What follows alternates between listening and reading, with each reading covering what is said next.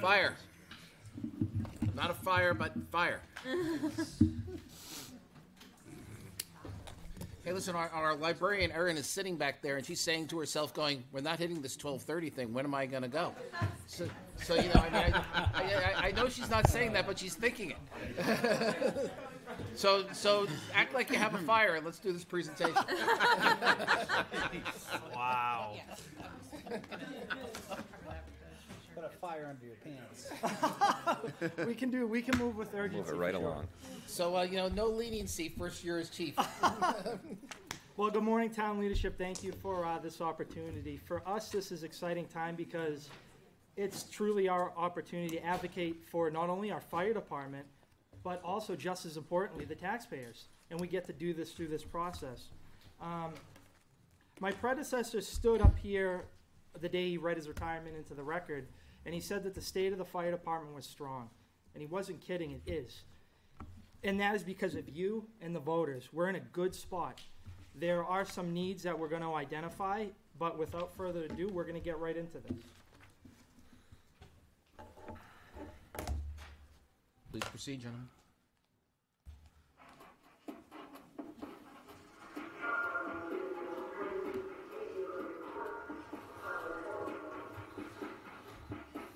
Londonderry Fire Department is changing the game in the New Hampshire Fire Service.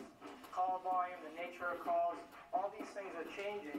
It's incumbent upon the fire department to change with that battle space in order to meet that new mission.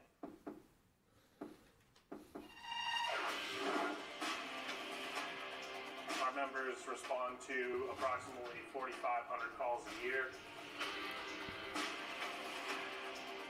We cover an area of 42 square miles and serve a population of approximately 28,000 residents.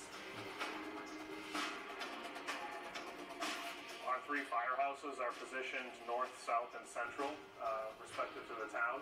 And each one of those fire stations has a front-run engine company, as well as a ambulance that services the population. One of the things that's unique about the fire service is that there is no substitute for experience, and the only way to get experience is time on the job in many cases. Londonderry is a great place to work. We have top-of-the-line equipment, top-of-the-line apparatus. If something bad is to happen or someone's house is to catch fire, we all want to be here to be able to respond and help out and ultimately do our job.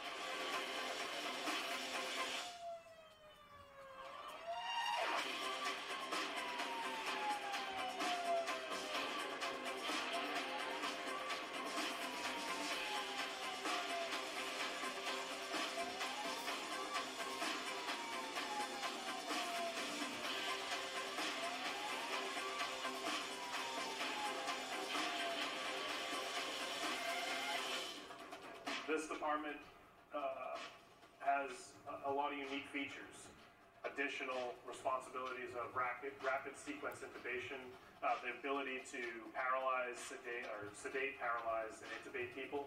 That is a skill that is reserved for only a handful of organizations throughout the state of New Hampshire, and Londonderry is one of those agencies.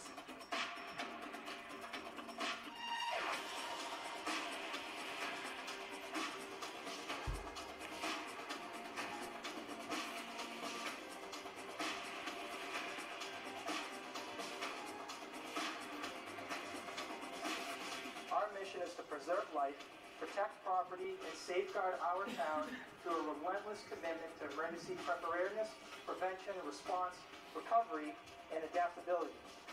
We here at Londonderry Fire have an official, unofficial saying, and that saying speaks to who we are as an organization. Firefighters first, mission always. And that's important to us as an organization to move our department into the future to be the best version of ourselves as we can be. So the big component you've heard is recruitment. When we say we're changing the game, we mean it. Charles Darwin mentioned that it's not the strongest that survives or the smartest, it's the one most adaptable to change. We now, I can say in Londonderry, no longer have a recruitment issue. We have people coming to our department now wanting to work for this community through efforts like this. And this video was professionally done, supported by Local 3160, the firefighters union, meeting us halfway to put some money together to put out that product to educate our community. And it's working. Next slide. So, go back to the, perfect, thank you. All right, so the contents of today's presentation, it's very streamlined because we get the benefit off of Chief O'Brien's success and his effort. We're going to introduce to you today a mission statement and a vision statement. The mission statement has been streamlined, and the vision statement that you're going to see today is brand new. We've never had one before, but we felt that it was important to include one. And we're going to talk about the conditions of the fire department, or the challenges, the actions that we're taking to combat those challenges, the needs, and the end state. So, mission statement, which is the fundamental purpose of the fire department, and that is to preserve life, protect property, and safeguard our town through a relentless commitment to emergency preparedness, prevention, response, recovery, and adaptability. It's one sentence now. It used to be longer. For the mission of saving lives and protecting property, we can streamline that and make it for what it is, to be more effective. And then the vision statement, which we feel is very important. This was shared with the organization last night so that they had it before the public, which is important to us. But a vision is your desired future of the department. And that is to be the state of New Hampshire's premier, all-hazard, forward-thinking, and progressive emergency service organization that exceeds the expectation of the town of Londonderry through professional, competent, and compassionate service delivery. And I want to highlight compassionate. The town of Londonderry is used to a lifestyle that's provided by its emergency services. And part of that is compassion, because it's not lost on us that the people who we respond to are human beings. We're human beings. So that compassion goes a long way for someone on their worst day when they call us. All right, so the format of the presentation is going to follow what we call in the fire service conditions, actions, and needs, as I mentioned. We're going to go over the conditions, the actions, and again, the needs of the fire department. When we got together as a command staff, we said, what is the one thing that we need as an organization to protect our people and to protect the citizens? And it came down to safety. Everything else is doing really well. Safety is where we want to improve our position on. And under safety, we have our staffing and our fleet, and we're going to dive into those in the presentation. So, Deputy Chief LeBlanc, go ahead and take over the conditions of safety. Ladies and gentlemen, our safety line is utilized for the direct safety of our members in this community, but also we utilize it as an indirect way to affect the direct costs for our members and the town. So if you look at this chart, on the left-hand side, we have required testing. Now, these numbers are an annual or one-time cost, and I'll explain it as I go through this. But the items listed under required testing are things that we have to, by law, test every year, or we cannot use them in this community. And it costs us about $16,000 a year to do those things. The bottom one, NIOSH fit testing, is something that it directly affects our members. They have to go through a testing process to make sure that they can breathe in a breathing apparatus properly, that it fits them properly, so that they don't get hurt in a building fire or a dangerous atmosphere. And then all of the things above it are testing directly related to pieces of equipment we use on a regular basis.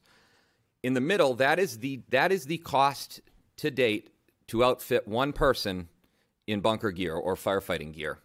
It's $13,250 for one member to have 2 sets of gear, a set of forestry gear, 1 helmet, 1 set of boots, 1 set of gloves, and a full breathing apparatus to operate.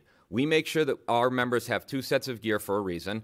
If you go to a fire, because of the chemicals and things that get on your gear, we require them to wash it right away. Cancer, as we know, is through the roof in the fire service, and we are not going to allow our members, after they go into an environment, not to take that gear off and wash it. So we require them to have 2 sets so that on any given day, they use 1 set and it needs to be washed. They have another. They're not left using a dirty set of gear.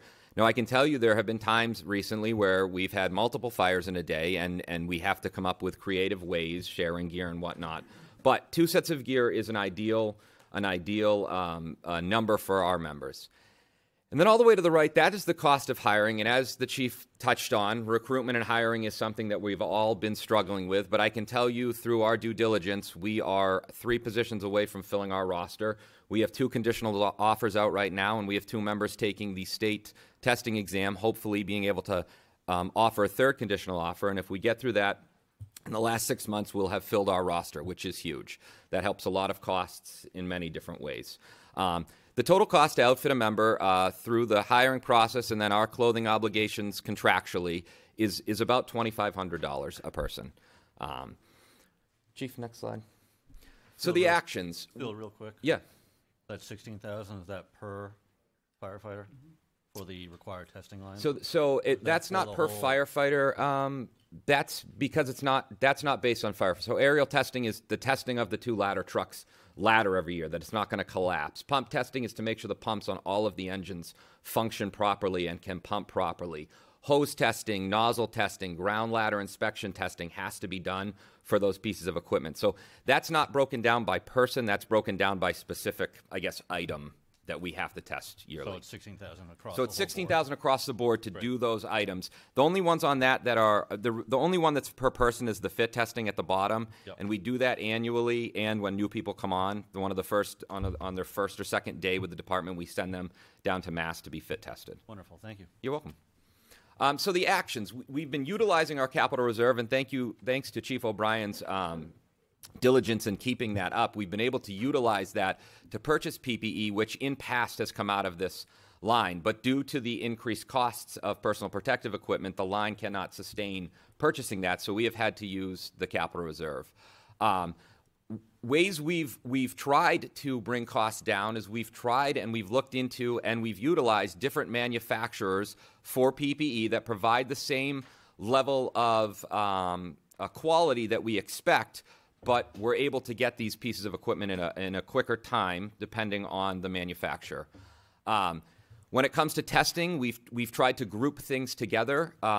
We've tried to group hose and nozzle with the same testing agency or ladders with the same testing agency so as to bring costs down. Instead of having 6 or 7 different testing agencies, we found agencies on the outside that can test our things and do multiple pieces at the same time, thus giving us a better price when they test our hose and our nozzles together or our ladders together. The hiring process. It used to take 12 to 16 weeks. We've streamlined it to 8 weeks pending no major hiccups. The key with that is by bringing it down, making it quicker, we're getting people on the line faster. By getting people on the line faster, we're bringing overtime costs down because we're having those positions filled and they're not being filled with overtime. So by streamlining that, we've been able to fill our roster quicker with qualified candidates. By streamlining it, it does not take away from the process that we've used all along. It's just we've figured out ways to make the process faster so that we can get them on the line quicker without getting in the way of compromising the process. And then, as you all know, we came to you for monies out of our capital reserve to outfit our spare vehicles with the appropriate tools, equipment, hoses, nozzles. And by doing that, we are allowing ourselves to have reserve pieces of apparatus ready to go when another piece of apparatus goes down, which then in turn provides the best safety and the best response for the community. Key points that we think are worth noting on: the National Fire Protection Association requires annual testing to ensure our members' safety. We choose to use third parties to conduct testing for risk mitigation. We used to do our own hose testing. We feel that having an outside unbiased party do it is the best way because, let's be honest, when our own members do it, they're going to do it because we ask them to do it, but they're not always going to do it to the best standard they can. So by having an outside entity do it, it ensures that our equipment is tested by an unbiased party to the best of its abilities. Our personal protective equipment has a lifespan, and with increased volume and increased training and increased wear, it causes that PPE to degrade. Training, we all know with our new people we have to do training. Training is intense, and training is killing some of our gear quickly, but it's something we have to do to make sure that our members are as prepared as possible. We do try to use old sets of gear for training, stuff that has not expired, that is still meets standards, but is well used. We are doing that to try to combat some of the loss we are getting with training, but it still happens. We had 2 members go to the fire academy with an old set of gear, and when they came back, it was so torn up that it wasn't usable anymore. Unfortunately, the cost of PPE has increased 200% in the last 10 years. It's just gone through the roof, and it has to do with PFOAs that I'm sure you've heard are in gear, and the manufacturing process, and the things needed to make our gear as safe as possible. But because of that, we are feeling that increase. And hiring costs have increased. The people we hire to do the polygraph and the psychological exams, they've increased their prices, right? Because they're feeling the same increase that we all are. Next slide, Chief. The needs of the fire department. We need to have a better route for funding our PPE other than withdrawing from capital funds. We understand that it's necessary at times and we're willing to do it, but in past we were able to do it by budgeting for it, and we're looking for ways to try to do that again. NFPA requirements get more stringent every year. We continue to have to meet them with our testing, and there needs to be funds to continue to do that because we have no other choice for the safety of our members and the town. And the last piece of this is the near miss we had made us really look at how we can pay close attention to the accountability of our members, specifically in emergency scenes. And there are programs out there that we are looking for, specifically in computing programs that allow us to have the best accountability we can have on an emergency scene. These programs take the pieces of the resources that have been called to an emergency scene and they drop them into a computer screen, and it allows the incident commander to not have to go over the radio and ask what the 15 fire trucks they're getting from what towns they're getting depending on the size of the incident. It's all right there for them. And what that allows them to do is then move those pieces into play to have a better understanding and awareness to where people are in emergency scenes. And by doing that, it makes their job not easier, but better for the accountability of the many people that could be on a scene. So we're looking at ways to try to utilize some of this technology and software to better our accountability, because that is one of the #1 causes of deaths or injuries on major emergency scenes is lack of accountability. And so we're looking at ways to try to be better at that for our members. Awesome, thank you. You're welcome. Thank you. The next group is going to discuss our fleet, our rolling fleet, and Deputy Chief Heinrich is going to dive into that, the conditions, actions, and needs of the fleet. I just need to stand. I'm a stander. All right, so our fleet is aging poorly. I don't know how else to explain that. There's been a number of reasons for that. Some of it's budgetary, but a lot of it is, and I'm not going to say COVID a lot, but COVID has delayed our lead time to purchase apparatus, and for some reason it has made the cost of apparatus crazy. What I thought was crazy a couple years ago for about $800,000 for a new fire truck is now $1.2 million. Is that for an engine? Per engine. One single fire engine with a lifespan for us about 15 years. So that makes an aerial $4 million? It's making it a little bit north of $2 million, yeah. It's The big aerial would be like $4 million now? no, a little more than 2. Okay. But if you say 4, they'll build one for 4. But you're right. Interesting. Thank you, Chief. I can't tell you that in 5 years from now it won't be close to that $4 million. It's just, it's crazy. I can't explain it any other way. Some of the costs are built into NFPA requirements, which are a minimum that the builders won't go below because of safety reasons. So I'm going to break down each of these and then we can talk about them however you'd like. So our numbers fluctuate, and the reason for that is our vehicles are getting older. So as you can see, the highlighted number here is for engine 4, which is our reserve. That's been placed in service a lot more over the last couple of years because of wear and tear on all the other vehicles. So every time engine 1, 2, or 3 goes out of service, engine 4 goes into service to replace it, and then when that goes back into reserve, it's not used. At some point, engine 4 can also be used as a additional engine by people that come off duty, but typically those numbers are all driven by it's replacing another engine, so that it can get either repairs or preventative maintenance. You have the control. Yep. Can I, Oh, by all means, please. real quick, so just looking at the numbers, Station 2 is the one that has Yep. the highest call volume, followed by 1 and then Central. Sort of. So, Depending on the call, I'm sure. right, so what Central is it has a really small first due area, but the entire town is its second due area. Yeah. So if there is a medical call, it responds, the first ambulance responds throughout the entire town. So it may go to Station 2's district with engine 1. If we have any kind of a fire alarm, which is our initial alarm, that's gonna be an engine and a ladder. So depending on where apparatus is and who's available or not, Central will respond with one of the outstations. So while its first due district is a little bit smaller, its entire town is what it responds to. The numbers on there also show a decrease because engine 3 is not always available. So our ambulances, first due ambulance is dedicated to the entire town. The next due ambulance is in that district, as long as they're available. So if engine 2 is on a medical in their district, their engine is tying up the resources of the ambulance. So the next closest ambulance is gonna be out of headquarters, which is ambulance 4, and that takes engine 3 out of service. So it can't respond to another call. So we do about 50%, 46%, multiple calls at the same time. So what happens is Central is usually drawn down first, and apparatus like the engine is not available.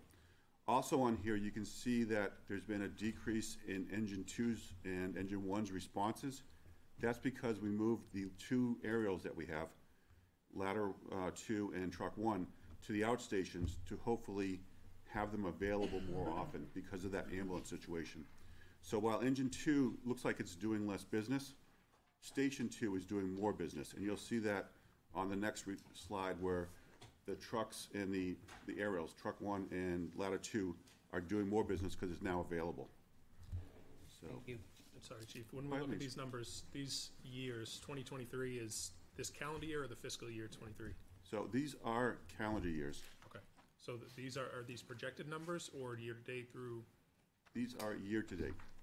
So, while we can guess pretty reliably on total call volume, it's really difficult to project the apparatus. Yeah, 'Cause- just to write to you, Yeah. so I understand. Okay. So that's where we are now, and our volume is up. We've recovered from a COVID low, and we're increasing our volume, but it's not crazy. It's just a nice steady growth right now. So, all right, so these are our specialty vehicles, meaning that they all have a special use versus the engine or the ambulance. The rescue is out of headquarters. Like I said, we moved ladder 2 into Station 2 and truck 1 to Station 1 within the last 2 years. So that's why we have an increase in the volume of their calls, because they're more available. So ideally, we send an engine and a ladder. When we were busy with calls out of headquarters, we'd sometimes just end up with 2 engines, which is not what we prefer, but it is what was available at the time. So that's why there's more usage on ladder 2 and truck 1, and less usage on engine 1 and engine 2. Chief, is truck 1 the tool truck? Truck 1 is the bucket, And rescue 1's the tool truck? yes. Okay, thank you. Yep. So, good point, I'm sorry. So a rescue is basically a big toolbox for us. It has a lot of specialties. The first one is vehicle accidents. It has the jaws of life. It has airbags. It has other specialties. Its second specialty is hazardous materials. It has a lot of stuff related to the spill of hydrocarbons, particularly. It has some confined space technology. It has some trench rescue. It has our ice rescue equipment. It has our cascade so we can get extra breathing air. And it has whatever else we can find room for. So The ladder truck is a straight stick. It has just a ladder on it. The truck has a bucket on it, which is better for industrial areas. The ladder is better for residential areas. And the tanker we added back in 16 because we identified that we have about less than 50% town coverage for hydrants. So we have a lot of areas that don't have hydrants within 1,000 feet. So the tanker, while it doesn't run on a lot of calls, when it's there, it gives us that water supply that we desperately need. Mr. Chairman, one note on that. There's a nice intersection here between life safety and water infrastructure. That pipe that we talked about running all the way down High Range Road is going to be sized for fire protection. No, that's great. I mean, and I'm sure, the tanker, I'm sure goes out like they come in for mutual aid between all the towns here, because everybody has the same problem. Yes, so for us, in an area that doesn't have a hydrant, we will send our tanker and we'll ask for a mutual aid tanker. Same thing with other communities. We'll provide our tanker to them. And that's the beauty of mutual aid, is it should be a give and take. There should be a nice balance between what you're providing and what they're giving to you as well. Are you ever finding that you're running out of water from a situation with the tankers? We, with the exception of one fire that we had a number of years ago, we're doing really well with the tanker and the mutual aid tankers. Luckily, with good, quick notification, we are finding the fires to be small. We also have foam, not PFOA foam. This is Class A foam, which is a biodegradable. Basically, it's a detergent. Those two together help us put a lot of the fires out. And if you see us either on Facebook or on our website, a lot of the fires are room and contents and maybe a little bit more. But early detection is what's really making that. If it's beyond half of the building on fire when we get there, it's not going to really matter. I mean, it's at that point, the losses are incredible. Even for we had a house fire that was just room and contents, and the cost of renovation was over $100,000, and it was a very minor fire. So, if you involve a kitchen or other part of your area of your house, the cost goes up dramatically as well. All right, so, thank you. Ambulances. So, ambulances, Ford is killing us. Trying to get a cab and chassis from any of these vendors has been difficult. They would prefer to sell a top-of-the-line pickup truck because they have the chips versus an ambulance where they don't make a lot of money, and they're not interchangeable. We're currently reserved 2 chassis, and when I say Ford, Ford is the vendor we use for a number of reasons, but it's throughout the industry. There's just no ambulances available. I think we're having the same problem with dump trucks and other service vehicles. So we have 2 reserved, and as soon as they get into the vendor, then we'll start production on them. One of them is going to be a brand new ambulance, and one of them is a remount.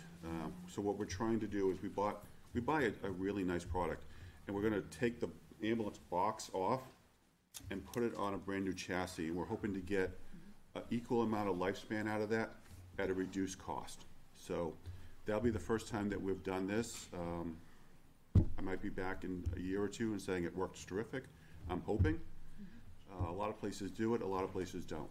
It's something that we haven't tried, and we're going to try that as well. The reason that those numbers are highlighted under Medic 4 is because back in 2000, basically the beginning of the COVID, we changed our response model, and Medic 4 was strictly a reserve piece, just like Engine 4 was. We didn't use it unless something broke. We changed how we respond, and we added that as a second piece out of headquarters. So as a result, it runs on second due calls just like Medic 1 and Medic 2 do.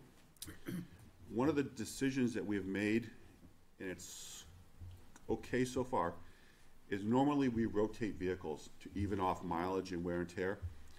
We've decided that we're going to sacrifice Medic 3 with the idea that in the next year or so, we'll have a replacement. And so we're putting a lot of mileage on that, with the idea that we can keep Medic 1 and 2 in better shape because the lifespans are exceeding what we project. We would like to have a lifespan of about 8 years, 6 years as a primary, 2 years as a backup. With delays, you can see our apparatus is getting older, so Medic 3 is really taking a beating, and that's one of the reasons you'll see that we asked for an increase in our vehicle maintenance. All right. Are there any questions so far? Please continue. Okay. So our average age of an engine is 7.5 years. While that's important to us is for a number of reasons. The most recent fire truck that we're looking at is going to take 3 years to get in the door. We've never had that. We've had a year was like crazy. 9 months was normal. So 3 years is pushing out all of our replacements a lot further than we ever anticipated. So as a result, our fleet is aging. We also, as a result of that, the cost is increasing. So that squeeze between the cost and replacing stuff is hurting us, and we're working with the finance department to figure that out. Same thing with the ambulances. We really should have one ambulance that's at 8 years. We should have one that's at 6, 4, and 2. So our average lifespan of life should be around 4 years, and it's double that almost. Specialty vehicles, they're aging as well. The good thing about those is that they're holding up relatively well.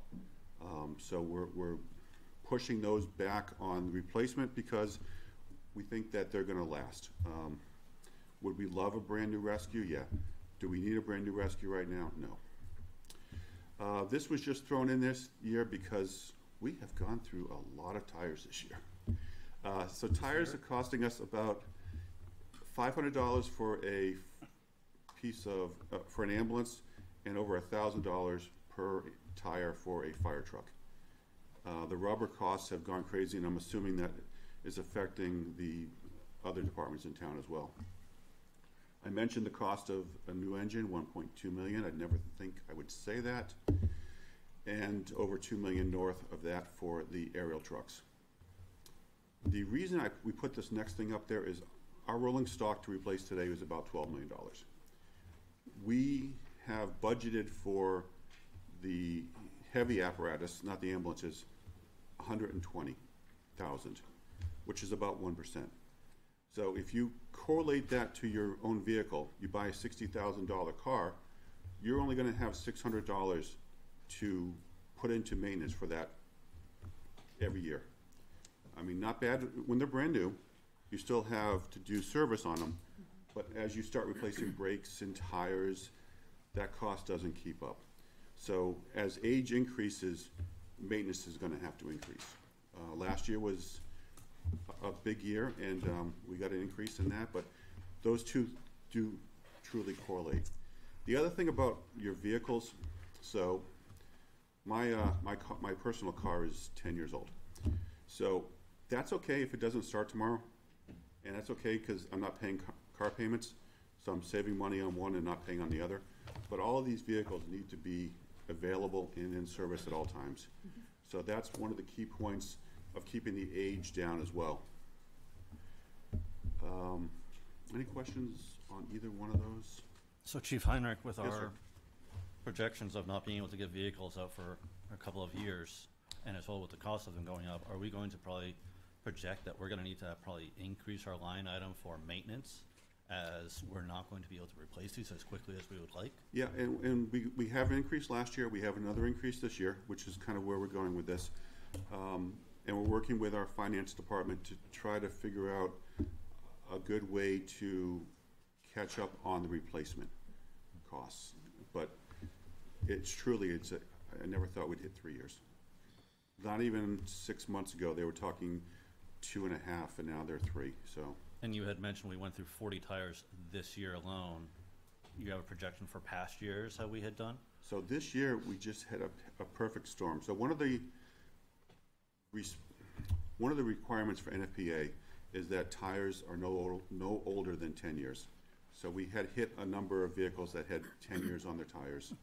We also go through a lot of tires on our ambulances because they're four-wheel drive, which is wonderful 4 months of the year, but it chews up tires a lot more on a pickup truck than it would normally. So we go through tires a little more on the ambulances than you would if they were two-wheel drive, but we get that added benefit of four-wheel drive when we need it for a couple of months out of the year. No, we shouldn't have that kind of hit for tires again. We're shooting for usually 10 to 12 tires a year, so next year should be a lot better. I'm surprised with how many miles your vehicles put on that's how few tires you need to get. Well, it's, the ambulances put a lot of mileage on. They truly do, so. Question. Yeah, please proceed. Fred, Yes, sir. when we go to purchase, you said we, in some cases, are a year and a half out before we can get the vehicle. Yep. Once we order that vehicle, what is the financial ramifications? When is the payments due, or what is the payment system for that vehicle? Is it money up front and then we have to wait 3.5 years, or how does that work? All right, so because there's no incentive for us to prepay, we do look at that. They do include a prepayment. I think Justin laughed at the latter prepayment benefit. With 6% interest rates, I did, yes. Yeah. So we do a lease purchase plan, and depending on the cost and the amount of money that's available within our lease budget, it will extend it out. Never do we want to extend it out beyond the lifespan of the vehicle. So that's one of our biggest concerns. Like the engine that's going to be 3 years out, I can speak for Justin and myself. I have no idea what interest rate's going to be in 3 years, and I know that he doesn't. So for budgeting purposes, it's tough to say, hey, in 3 years from now, we're going to get an interest rate of 2%, and we can spread that cost out over 8 years, or we're going to get an interest rate of 6%, and we're going to have to cost that out over 12 years. If I'm not... Nope, you're absolutely right. I'm just going to provide a little more detail on Perfect. that. I believe the prepayment discount was about $57,000, which after 1 year of payments and not receiving the vehicle, we would have already pretty much spent $57,000 in interest when, if we hold on, essentially it's taking a calculated risk that at some point the interest rates within the next 3 years are not going to be 5, 6, 7%. That very well could backfire. However, based on what I've heard from various, from our banking partners and various economic aspects, the feds are anticipating decreasing over the next 2 years, which would play in our favor at that point.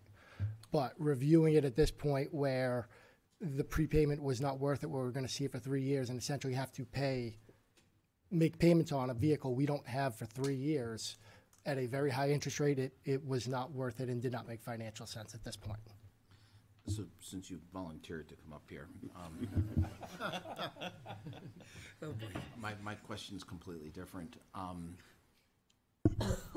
For the November 20th meeting, we had a discussion 3 or 4 years ago about bringing in an in-house diesel full-time mechanic.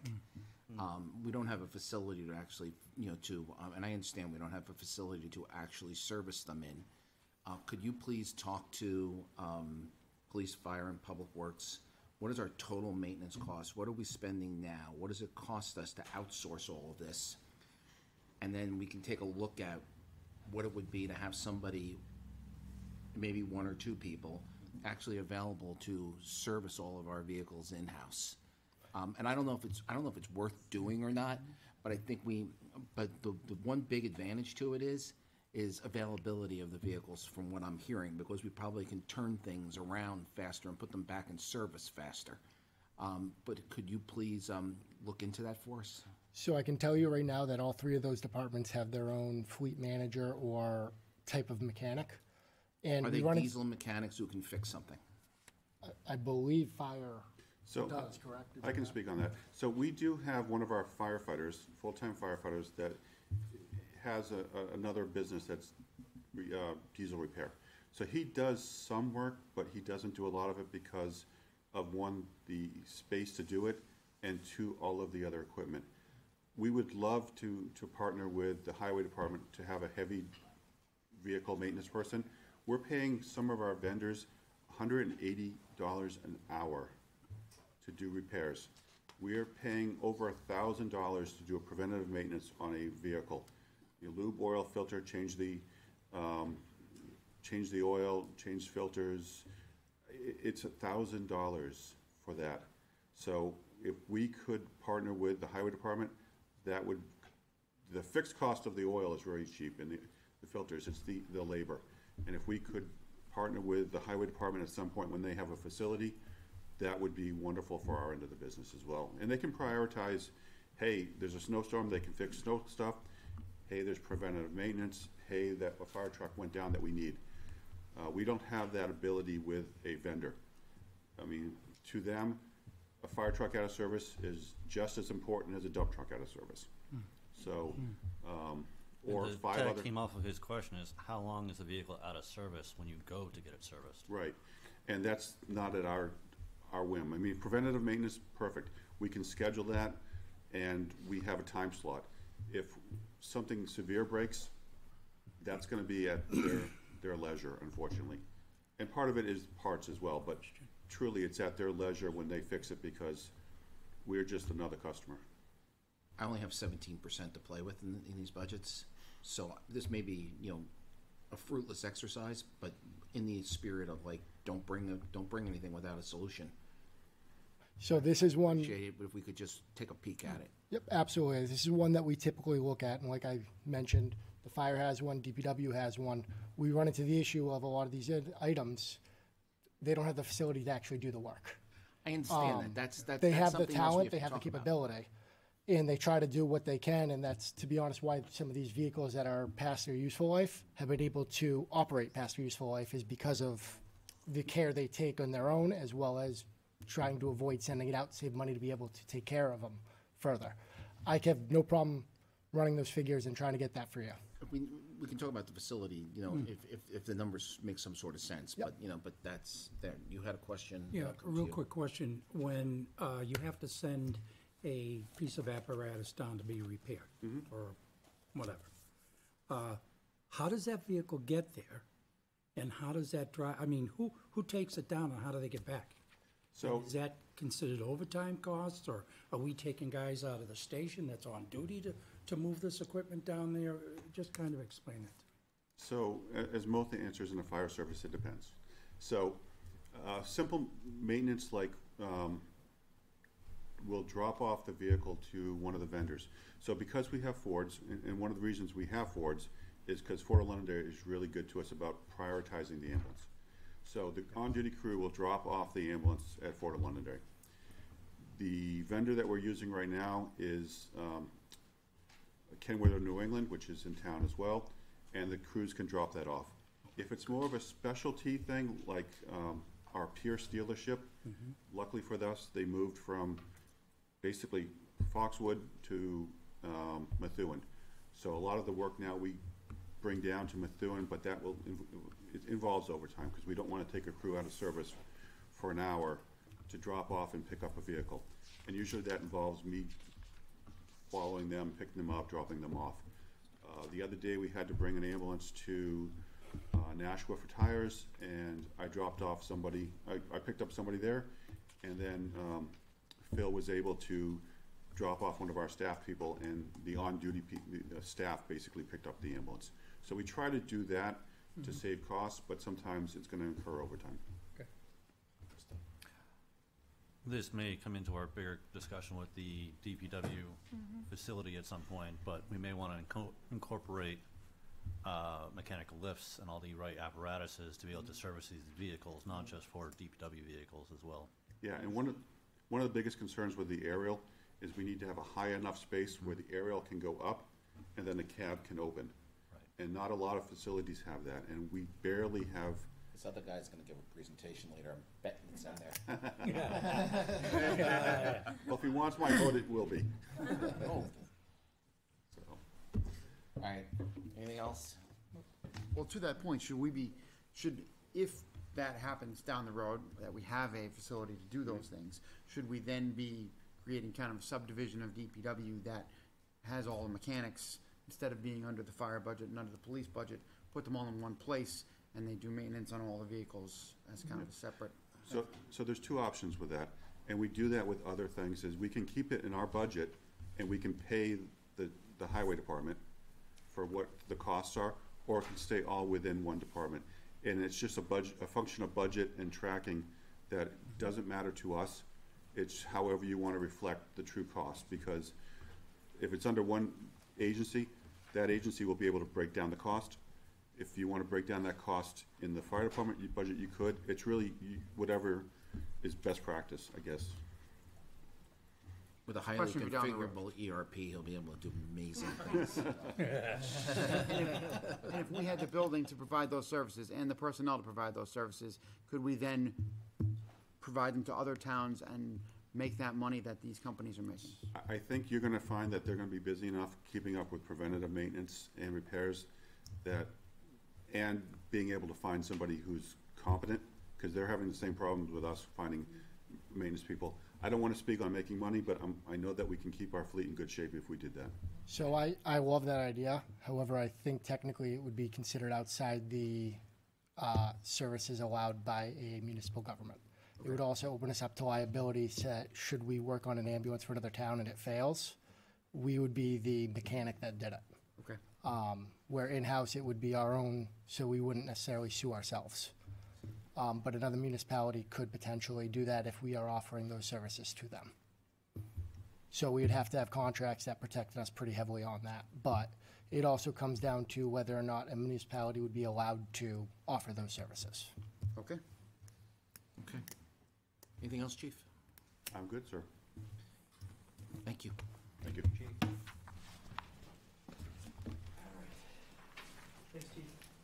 So the next component of the presentation is going to be the current conditions for calls and shift staffing, mutual aid received versus mutual aid given, and how it all ties into the whole picture here. Good morning. Thank you, Baton Chief Fellow with the Fire Department. As the Chief alluded to, calls for service have certainly increased over the past number of years.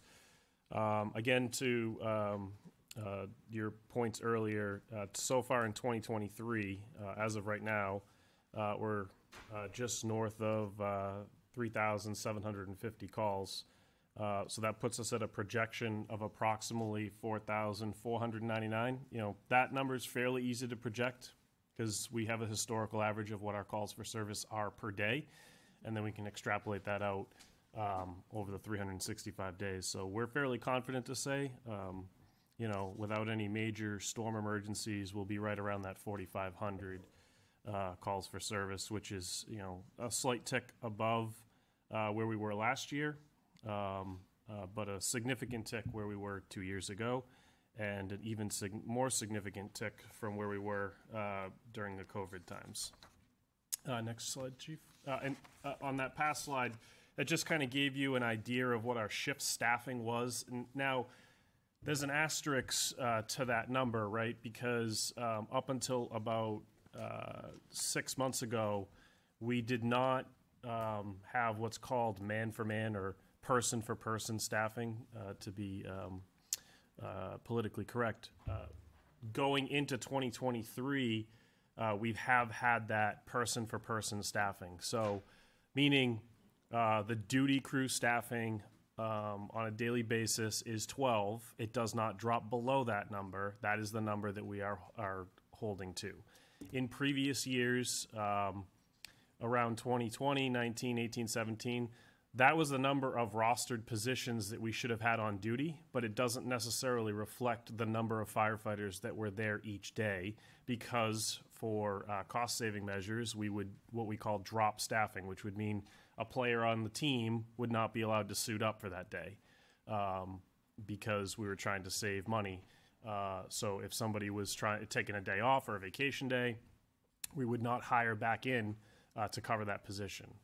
Currently, so far this calendar year in 2023, we have maintained the 12 positions per duty. And the way that breaks down is you have 3 in the north end of town at Station 1, you have 3 in the south end of town, at Station 2. Central has a crew of 5 plus the shift commander, so that gives us our 12. Going to mutual aid, because this is really a way for us to kind of grade ourselves, make sure that we are being good stewards of mutual aid. And by definition, mutual aid should be mutual.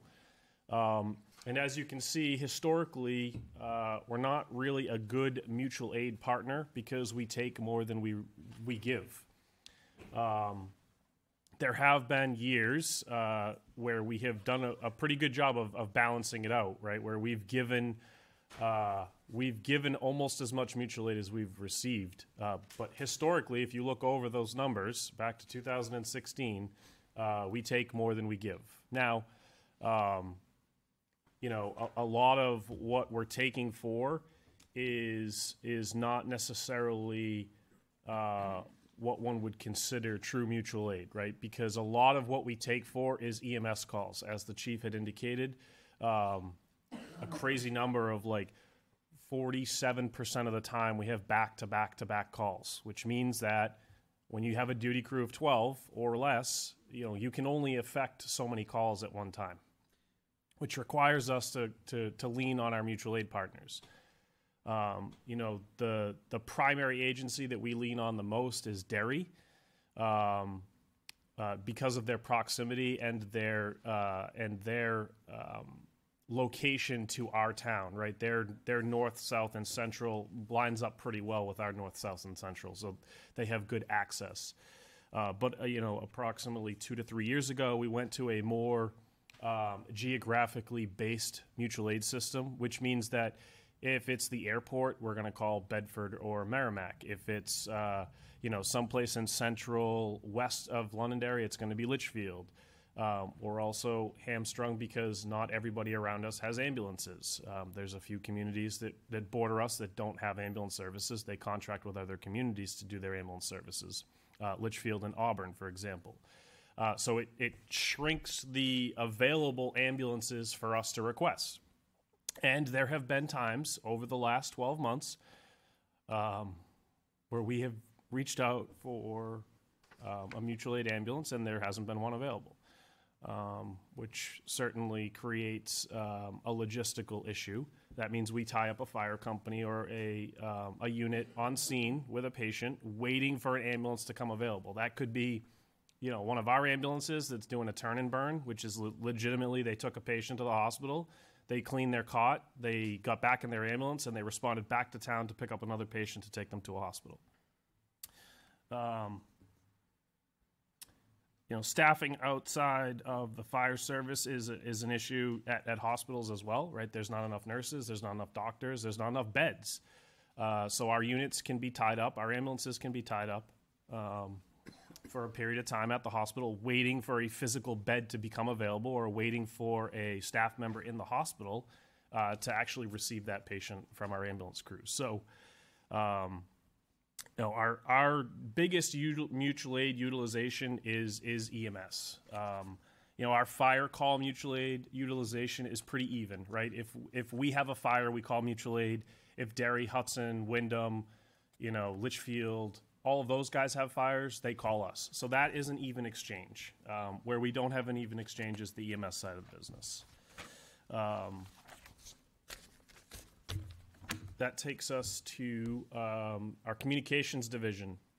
So many people probably don't know, but Londonderry Fire Department is a regional communications center, meaning we not only dispatch fire and EMS for our community, but we dispatch fire and EMS for agencies that are around us that they don't have the resources or they don't have the capabilities to dispatch for themselves. So we enter into a municipal contract and we provide those services for them. The two agencies that we are currently under contract with are the town of Pelham and the town of Hampstead. So in addition to the 3,747 calls so far this year that our dispatchers have dispatched in Londonderry, they've also dispatched another 1,208 in Pelham and 1,060 in Pelham so far, for a grand total of 6,015. They do that with essentially 1.5 dispatchers. We have 4 full-time dispatchers that work a 24-hour rotating schedule. And then we have an impact dispatcher that works 4 10-hour days to cover where our calls for service between all 3 of those communities is the most impactful, to try to alleviate the amount of drain on one dispatcher, or the amount that one dispatcher needs to do. Good news is we have a beautiful communication center at our central fire, and we have very dedicated staff that does that job. But, you know, as you can imagine, 7,500 in 2022, and we will do somewhere around that this year, emergency calls being dispatched out of one location with 1.5 people is obviously a significant condition. We discussed this last year. I think, you know, we've brought these facilities or locations in town up before, right? Not to single them out, but because large collections of people create calls. That's just the nature of the business, right? Those could be fire alarm activations, those could be medical emergencies, but you collect people in one place and you get emergency calls. That's how it works. So these are the 2022 call numbers for these particular addresses. So 40 Buttrick Road, that is the entire Elliott facility. That is not just the urgent care facility. That's the entire Elliott facility. We did 166 calls in 2022 to that location, and we're on track to do just that, you know, this year as well. All American Assisted Living, which is the nursing home in town, in the south end of town, we've done 153 calls in 2022, and we will exceed that number in 2023. The Manchester-Boston Regional Airport, we did 102 calls last year. We're on track to do that this year. McGregor Cut, that's the apartment buildings up off of Stonehenge, almost 100 calls there. On track to do that again this year. Connect 55 down in the south end, that's right behind All American, another 89 calls last year, again on track. The Interstate, they widened it. We did less calls, and then all of a sudden we're starting to do more calls. And I think it's just because as construction work occurs on 4A, we have those variabilities of speed, and so we're going back to the highway again more. And then Sanborn Crossing, which is a 55 and older facility up off of Sanborn Road, 71 calls in 22. We will exceed that in 23. So those were buildings that we brought forth last year. That's development that has occurred in the last 10 years that has had, you know, a meaningful impact on our organization and the delivery of service. Can you go back a slide? Of course. Do we get reimbursed for covering those other cities? Reimbursed, no, but we have a contract where Get they revenue for it, yes. pay us a certain amount, but the contracts do not cover necessarily the entire cost of the communications division. It covers a portion of it. Okay. Thank you. So actions for staffing, what have we done? How have we been able to deal with, you know, the raises in staff, or excuse me, the raises in calls? So call volume has had a 27% increase since 2016, right? Staffing has seen an increase in 18% since 2016. So as we look forward, as we have more growth in our community, we need to look at bringing that 18% of staffing growth up to the same growth that we have for call volumes. Mutual aid given and received is directly related to staffing versus increased call volume, right? If we put more people on duty, that means that we can put more fire trucks and ambulances on the road, and therefore we would have less mutual aid utilization. We will never eliminate mutual aid altogether because by the very nature of its word, it is mutual, right? So communities around us require us in order to help them out in their large-scale incidents. But mutual aid should not be utilized to help you, you know, with your day-to-day emergency calls. And then we have, just a condition. We have one dedicated dispatcher on duty 24/7, 365. And again, we have that impact dispatcher that works 4 10-hour days. And we are actively recruiting to fill in for a part-time position as well, to hopefully be able to further increase our coverage within that division. All right, the suspense is killing me. What are you going to ask for? The best part is this, I don't get to ask for anything. That is reserved for our chief of department. So we'll get right to it. So one of the things we did, we talked about being able to adapt to the change in our battle space so we can better meet the mission. One of the things we did under Chief O'Brien's leadership is we proofed what's called an ALS fly car, or an Advanced Life Support Fly Car. This is an SUV staffed at the highest level of pre-hospital care available in the state of New Hampshire, which is the paramedic level. And the idea and the intent behind it is to diversify how we respond to our calls.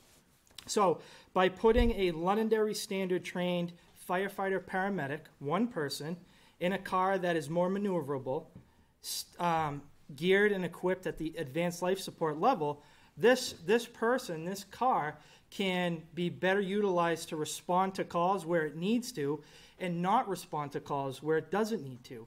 Because what ends up happening is we'll commit 3 members sometimes, mostly 2, with a paramedic to transport somebody with a headache from the south end of town. But then up on the north end of the town, you saw almost 50% of the time we have back-to-back calls. Now in the north end of the town, someone's having a heart attack, needs that paramedic, highest level of pre-hospital care, serving that patient.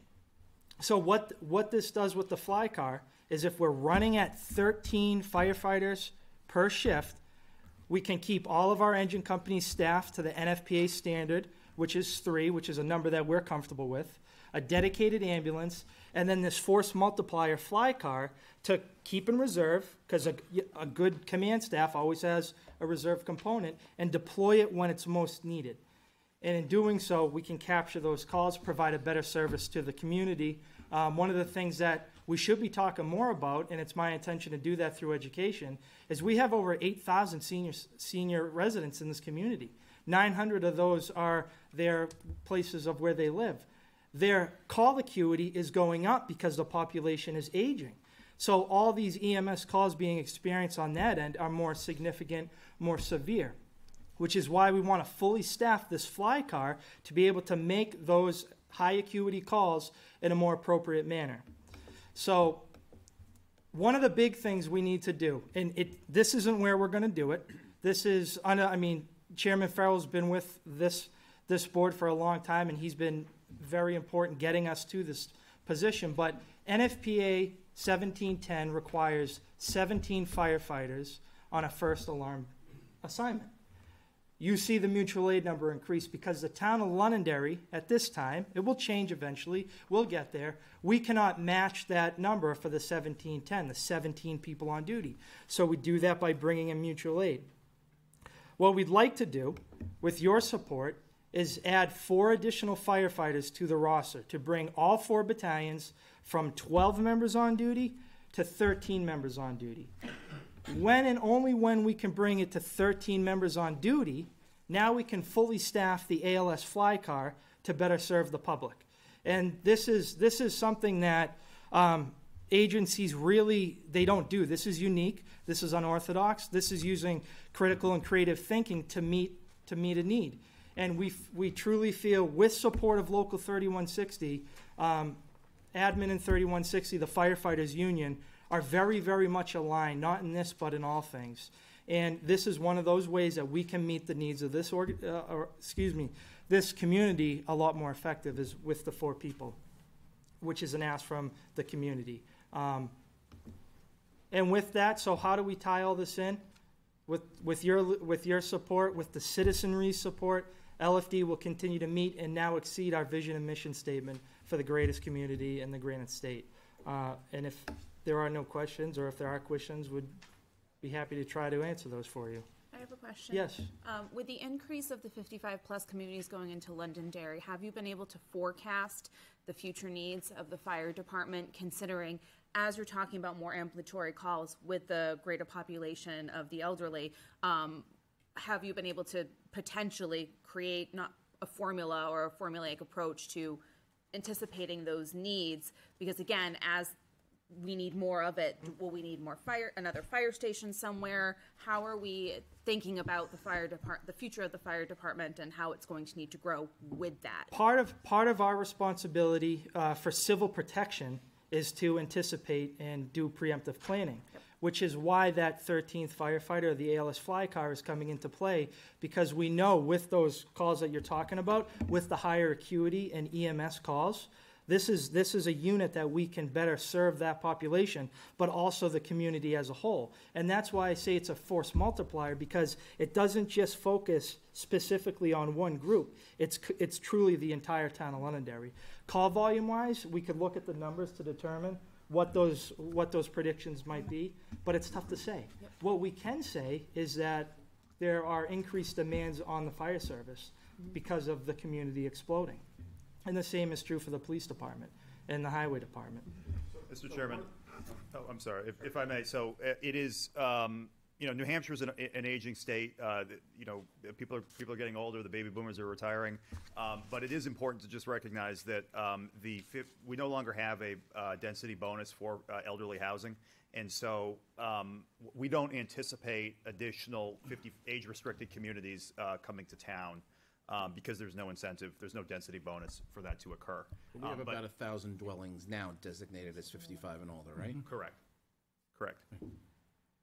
I think you're... We also don't allow elderly housing anymore. We removed it from the zoning ordinance 2 years ago. Okay. Yes, Chief. So to speak on that, so we've been lucky that we've had a number of 55-plus communities, and we can draw off the averages of those communities to predict, like, what is going to happen with the Baldwins. Okay. What does happen is it's circular. So like when we have a 55-plus community, we typically see the first couple of years having very little impact because they're young, healthy 55-plus members. And as they age in place, then the acuity and the number of calls increase.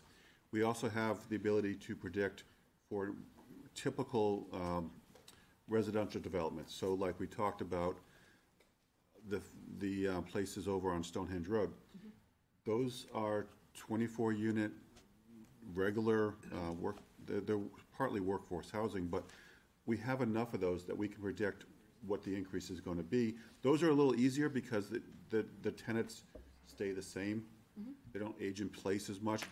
So when we look at the 200-plus units that are going into Woodmont for residential housing. We're also looking at another 100 and something that are coming off of Rockingham Road. We can project what those are going to look like a little easier.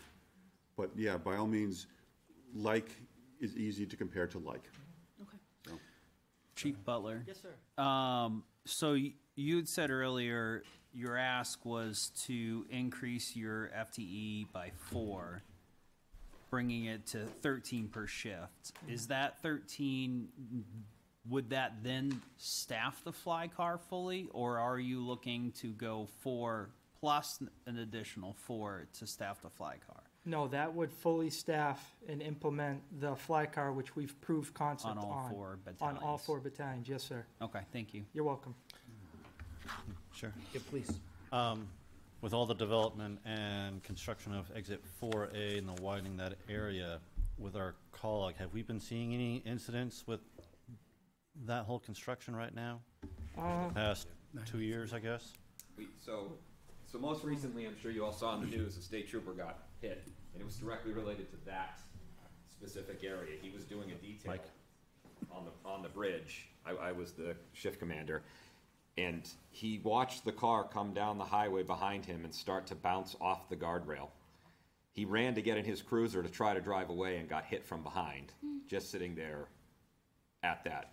We've been there for other car accidents. We've been to the woods there for brush fires, for medical emergencies off of that. So I'm not going to sit here and tell you that that construction site produced any more calls than any other highway construction site, but that specific area has had an increase in motor vehicle accidents on the highway and other specific incidents. How are you finding your response timing to that area? Again, it depends on the day and depends with the multiple calls sometimes. So for instance, the state trooper, I was on another call. I diverted from that and was first on scene. We had to call mutual aid from Derry, who provided us an engine for blocking purposes and the first ambulance on scene. Mm-hmm. We had an engine that was able to break away from another call and come out to the highway to be the first emergency piece with medical providers other than myself on scene with equipment to provide a higher level of care. And then we called for our one of our ambulances who was clearing the hospital, the Elliott Hospital, coming back into town. They responded delayed as our second ambulance. So, but I was on scene probably 2 or 3 minutes before there was a piece of fire apparatus or an ambulance there. And then those are just accidents in general. What about during the actual construction? Is there much happening construction-wise with people getting hurt? There will be.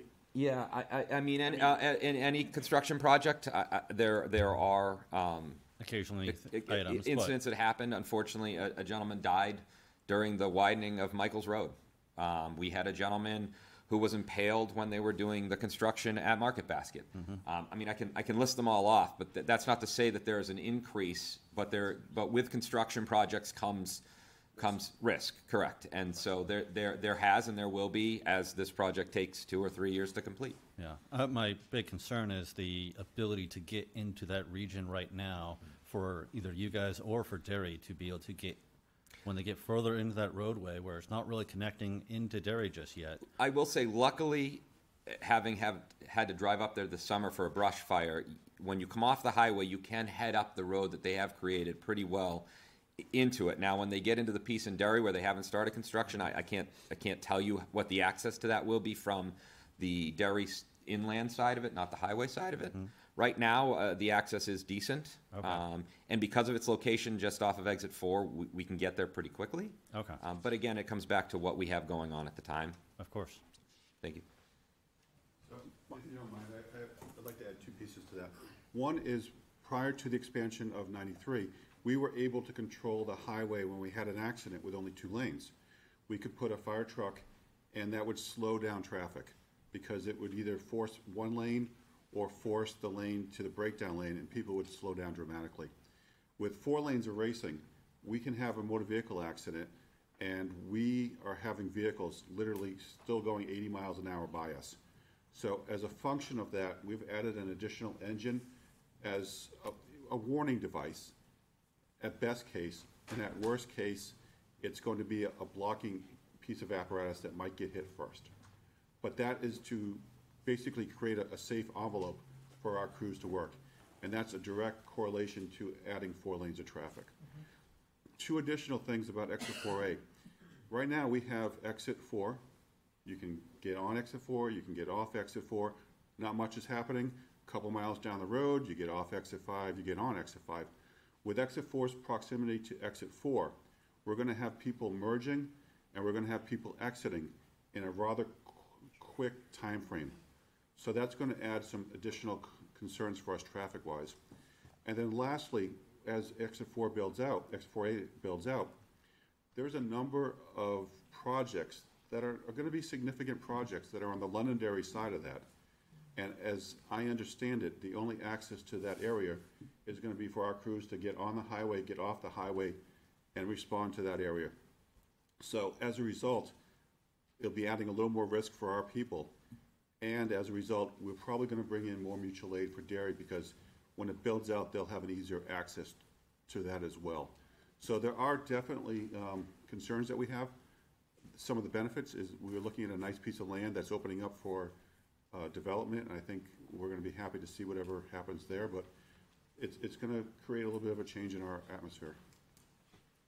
The 4 full-time positions you're looking at adding, and I guess this is actually kind of a question for Mike and maybe John and Justin. What does that process look like? Is that a warrant article to add positions? Is that part of the budget that you're already proposing? Can I add before that, if you don't mind? So We, as a fire department, have been working really hard to get grant funding. You saw on the earliest slide that we got a SAFER grant, which is basically safe firefighting grant. We have applied for that 4 years in a row. The first 3 was internally. The last year, we brought on a grant writer to help us, and we didn't get it. Actually, nobody in New Hampshire got increased staffing from SAFER. So we've been working to try to do that as low to no cost as possible. From there, I'm stepping back. So what we've done in the past is in 2009, there were times we were running 7 on a shift. So I mean, command and 6 personnel. Okay. So it was shortly after 2010 and the change to an SB2 form of government, we started moving to a process, not required, but moving to a process of asking the community what kind of services do you want to have. And we started, I think, with putting 2 firefighters on. And we went to the community and we said, do you want more personnel? And we did this with police, and we did this with, that's how we got to the SROs, and that's how we got to more drivers for the plows and everything else. So we've always moved through that way, asking if they want more personnel. You know, this particular thing is, I kind of look at it and I say, okay, it's $230,000 for two additional personnel. And I'm just looking at the numbers and thinking out loud and just saying, okay, that would put me 1 north, 1 south. You know, you can improve there. The argument they're making is that spend $460,000. You know, Justin will correct me if I'm off on the numbers. That's about what it would be for them, and say, you give me 1 per battalion, because we have 4 battalions. And the argument they're making is I can use this thing called a fly car. Well, a fly car is what they use all over the country, where you have volunteer fire departments. They have EMTs out there, and they use fly cars until the volunteer ambulance shows up, so that you can get earlier service. That's the argument they're making. The real argument he's making is he thinks, NFPA says he needs 16 and a commander, which is 17.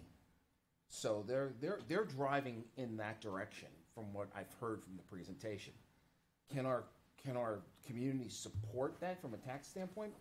Probably. Would we give better service? Probably. That's what I'm getting out of the presentation. I don't know if that's answering your question, but what the budget committee and the council has to decide is do we send something like that to the ballot? Because that's the only way. You're not in a default budget. You add $460,000 on, and the default budget fails. You don't get anything. Because you're over default. Or do you take that risk, or do you make it more specific for the voters? Do we only go with 2, and and tell the fire department go figure it out?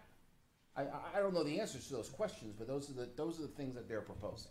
If that helps answer the question.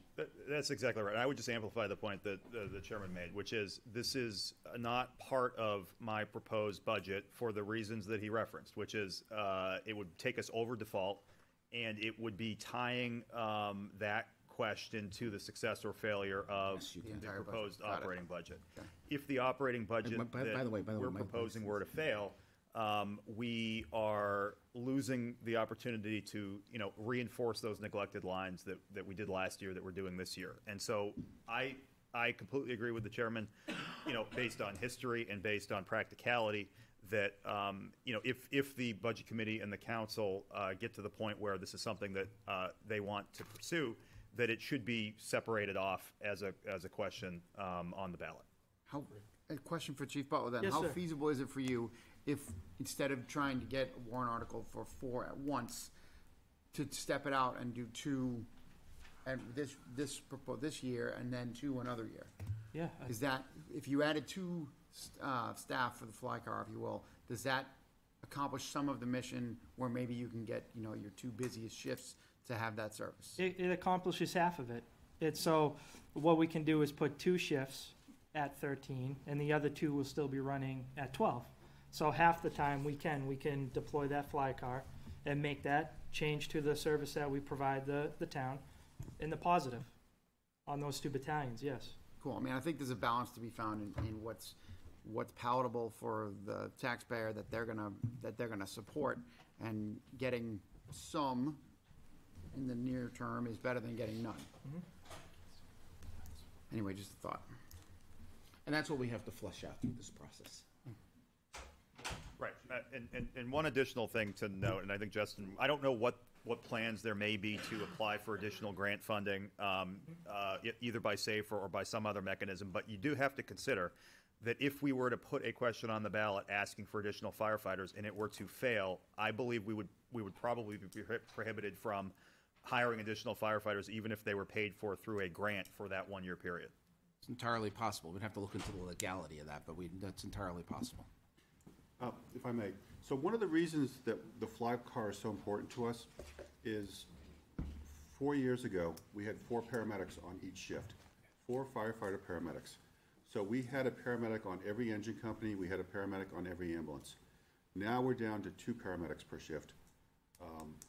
Just because of either promotions, we've had a couple leave to go to other departments, and we're trying to stem that. Luckily, last year we got a little bit of a bump in our training budget, so we've sent paramedics to go, or firefighters to become paramedics. The fly car allows us to have a paramedic available when we're running a basic ambulance. And we run a basic ambulance a lot in our north end. And what that does is that basic ambulance responds, and we try to find a paramedic somewhere in the town.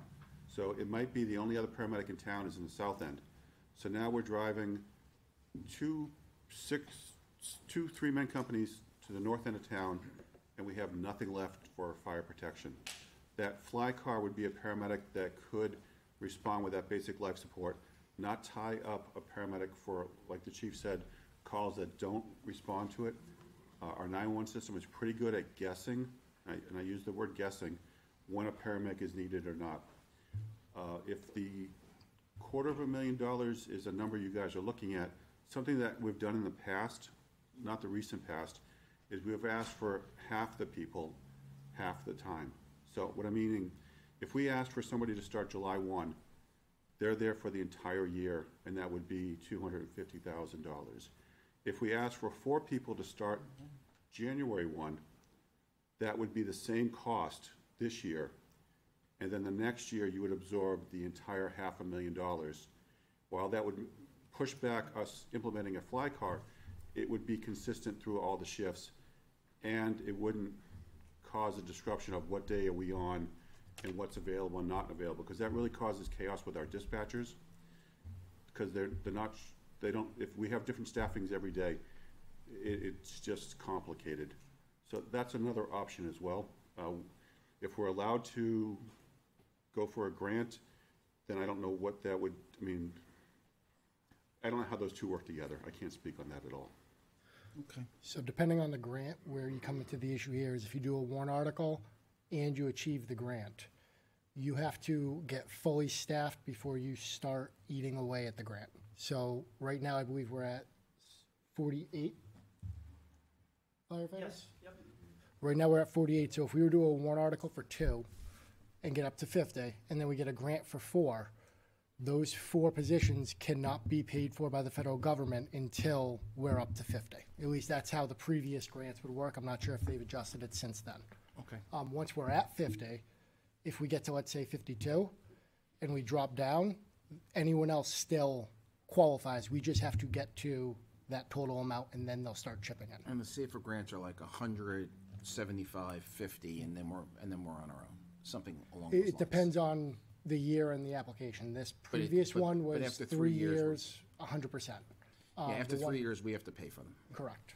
All right, just double check. And just so for what I have at a step 2 firefighter paramedic is 527.7.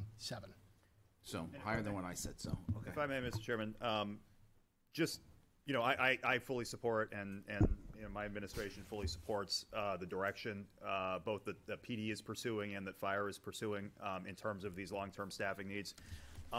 Just a note of caution. One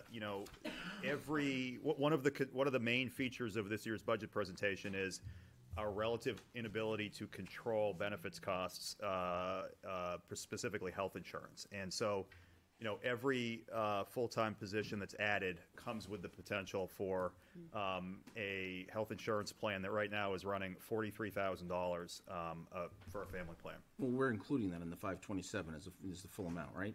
So far from what I've heard, and I'm guessing what I'm going to hear from we're going to hear from Public Works, is looking at $1 million in staffing, and I want everybody to start thinking about that. Is that the level of service you want to provide to the community? If it's not the level of service you want to provide to the community, what the staff is suggesting, then challenge that. That's right, and that really is the question, Mr. Chairman, because as I pointed out in my presentation, we're looking at a 7.5% increase before we start talking about these separate warrant articles, and so it definitely has the potential to be a lot higher. And as you pointed out, this is opposite a school ballot that's going to have a $34 million ask on it, it sounds like, as well. So those are the facts. I don't think there's any getting around that. And, I think ultimately the community, the Budget Committee, the Town Council, and the community can decide what direction to head. Any further questions for the chief? I do. Yes, please. So that was a pretty impressive marketing video in the very beginning. I know you shared the cost of it, but I don't see it at all in here. Can you tell me where it is? The budget? So it wouldn't be in the, Won't show until our next. Correct. It would show in the next fiscal year. So this is, my understanding is this would have been, and I think I was out of the room when you addressed this, incurred in in the current fiscal year. So it wouldn't appear in the 25 budget book. Okay. Yeah, correct. Yep. And the last thing about the fly car is that there are things that are outside of our control that I can't guarantee. And if you're the second medical call in this town, I can't guarantee that the mutual aid ambulance coming in is going to have ALS level on it. What I can control is having a Londonderry qualified firefighter paramedic on that fly car, which selfishly for me, living in this community with friends and family, is in the absolute best interest, because I don't know what Derry's coming in. I can't promise that. I can't control that. I can't control Hudson, but we can control Londonderry Fire. We have direct say in that. And there's a difference of a standard as well. We have it. And that's all I'll say to the fly card. Thank you. Yes. In regards to the fly car, how soon could we get a cost breakdown of the cost of the fly car, personnel to staff it, expected maintenance? That's an excellent question. And what we did is we kind of were a little preemptive on it. So when we proofed this, the command staff put together a true cost on what it would take to outfit the vehicle, supply the vehicle, upfit it with the lights and the sirens. And I can't remember the cost off the top of my head, Chief. Can you? For that fly car? Well, so outfit? yeah, so we've we have a fly car already. We've done a proof of concept. So we took a utility truck, which is a pickup truck. We retrofitted the rear of that vehicle. We put all of the ALS gear in it. We've added all of the medications and components that you need in order for a paramedic to work in. And we put it out with extra personnel if we had extra guys on for the day, or we moved personnel around in order to facilitate having a paramedic be off the ambulance, right? Because that's what we're talking about. We're talking about making sure we put the right resource on the right call at the right time. And so we've done all that. So what the chief would be proposing in moving forward would be replacing a older staff car. That staff car would rotate down to the paramedic vehicle, and we have a cascading of vehicles. So while the true cost of buying a new vehicle and outfitting it with equipment, we've already kind of preemptively put the equipment on the truck that we're currently using right now as the ALS truck versus it also being a utility. And that vehicle has had substantial impacts already. So we had a kitchen fire in the north end of town on Rockingham Road, and at the same time, we had a cardiac arrest come in the south end of town. And we had off-duty personnel respond to the station and was able to staff that ALS car and get on the scene in what we would consider the acceptable response time of that 6 to 8 minutes that we target in our town. So it's had impacts already. As far as the infrastructure costs of adding more equipment to it, there'll be some ancillary costs that are required for that, but we feel comfortable that our capital reserve account would be able to support the few items that we have remaining that we're currently borrowing in order to accomplish. So, you know, that concept has already been vetted, but we've already made an investment in the concept because regardless of whether we staff it full time, we're still using it for off-duty personnel to come in, respond to an emergency, and be able to assist citizens. And you know, to the chief's point, you know, you all are entrusted with making, you know, very important decisions that have impacts on the community, regardless of what we're delivered for with a budget or whether or not the 4 firefighters moving forward is supported. The Londonderry Fire Department will continue to answer calls to the best of our ability, right? But as the chief indicated, if you're call 2, 3, or 4, you may not get the same level of service as call 1. And that is an unfortunate circumstance. We had an incident where a reported fire came in that turned out to be a fire in town, in Central's district. It's 4 minutes from the fire station, and we had 0 firefighters available to respond. We essentially had to rely on mutual aid entirely to respond to that fire. Now, that's an extreme situation. That doesn't happen every day, but we had 4 ambulances at the hospital. 4 ambulances. It wipes out the entire manpower of the town, and it required a significant mutual aid response. We had ambulances responding from hospitals to the fire. We were ultimately able to effect the mission, put the fire out, and you know there was no loss of life. But you know those are the real day-to-day occurrences that happen, you know, for our fire department. So we don't sit here and ask for these 4 firefighters lightly. I thought you weren't going to ask for anything. What's that? I'm not asking. He asked, remember? I'm just supporting. Yes, when you thought I wasn't paying attention. Okay, we get the point. All right, Go thank ahead. you. So to answer the question, we are replacing 2 staff vehicles this year. Those staff vehicles will, normally we would trade in the old staff vehicles. We're repurposing those, one for the fly car and one for a second vehicle for our incident commander, either when the primary command vehicle's out of service, or what's happening a lot is we have multiple calls and we have off-duty battalion chiefs that come in and cover. So the first year, the cost is going to be, real cost, 2 Ford Explorers, and then later on, at some point, we're going to build into the capital plan, replacing that reused apparatus into a fly car. Real cost, if we implemented the program tomorrow, was probably going to be, in addition to that, it's going to be about $60,000 or $65,000 worth of medical equipment, defibrillator, and some additional medical equipment, and that would be coming out of the capital reserve, our capital. So that's how we're accomplishing both of this. And when I gave you the information about our vehicles, there was 2 2003 Ford Explorers. Normally we would trade in, but we're going to hold on to them a little longer to make this process work. Thank you, Chief. Thank you. Okay. Any other questions for fire? All right. So what it sounds like from a fire standpoint is hopefully Justin has captured all of these conversations and everything. So coming back for November 20th is Budget Committee come back, think about what it is that we talked about here around levels of service and everything. Do you want to agree with the, and I'm leaning more here on the Budget Committee from the standpoint of that the community will go in what direction the Budget Committee will decides to go in. The council may say, hey, we'll go ahead and we'll try this and see what it does. But if the Budget Committee votes 0-7 that we're not going to have any firefighters, there aren't going to be any. So the people who really need to be convinced is your committee, Patrick. So we're going to follow your lead on this. And from the standpoint of that, is this the level of service we need to provide to the community? So as long as the council's okay, the direction that I'd like to see us going in is that you guys vet this thing out. Tell us what you think. I've watched this for years. So please take that bull by the horns and go forward. Be appreciated. Anything else? All right, we're going to take 5 minutes since we've been sitting here for 3 hours, and my schedule has been blown to pieces.